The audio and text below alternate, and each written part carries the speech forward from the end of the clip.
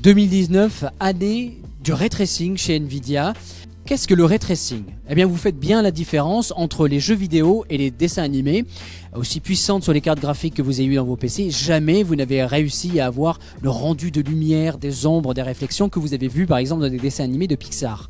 Pourquoi? Eh bien parce que ray tracing, lancer de rayons, si on traduit littéralement, c'est une technologie qui est très gourmande en performance et c'est une autre méthode de calcul de la lumière.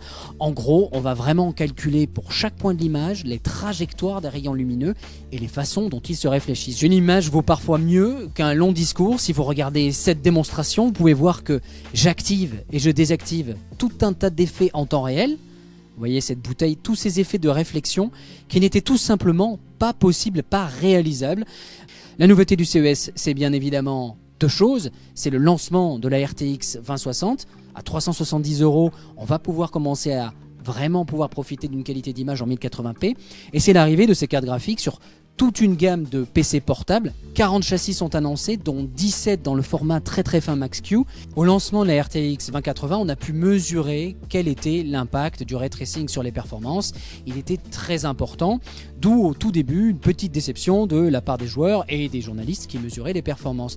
Nvidia a trouvé une astuce pour obtenir la même qualité d'image avec les effets de ray tracing.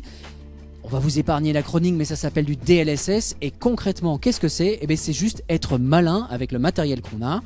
DLSS, en gros, c'est calculer l'image dans une définition moindre, utiliser des méthodes d'apprentissage appliquées sur l'image, augmenter ensuite la définition pour se retrouver avec une image de dimension similaire, mais qui a été beaucoup plus facile de calculer. Le bénéfice, entre les cartes de la génération précédente et les cartes actuelles, on va se retrouver à peu près avec le même débit de RAM, à peu près avec la même fluidité, mais avec des effets visuels, comme vous l'avez vu, bien plus impressionnants. En clair, nouvelle génération de cartes, une qualité d'image qui n'a rien à voir avec la précédente.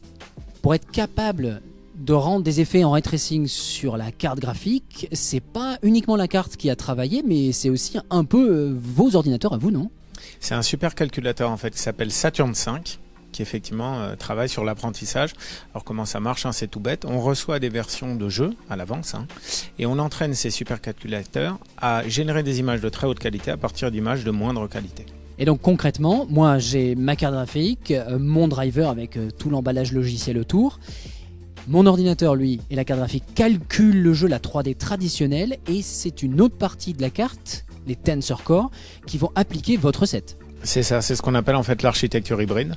Donc comme tu le dis très bien, tu fais ton calcul, hein, c'est de la rasterisation traditionnelle, et tu as une partie qui s'appelle Tensor Core, qui eux sont libres, et ils sont libres de faire quoi? D'appliquer le modèle d'apprentissage. Donc c'est eux qui vont faire en sorte qu'on améliore la qualité d'image. Ça faisait des années que Nvidia nous le promettait. Le ray tracing est à portée de main maintenant, il est même à portée du portefeuille parce que si les RTX sont sortis à plus de 1300 € l'an dernier, la RTX 2060 à 370 €, ça commence à être une carte qu'on peut s'acheter.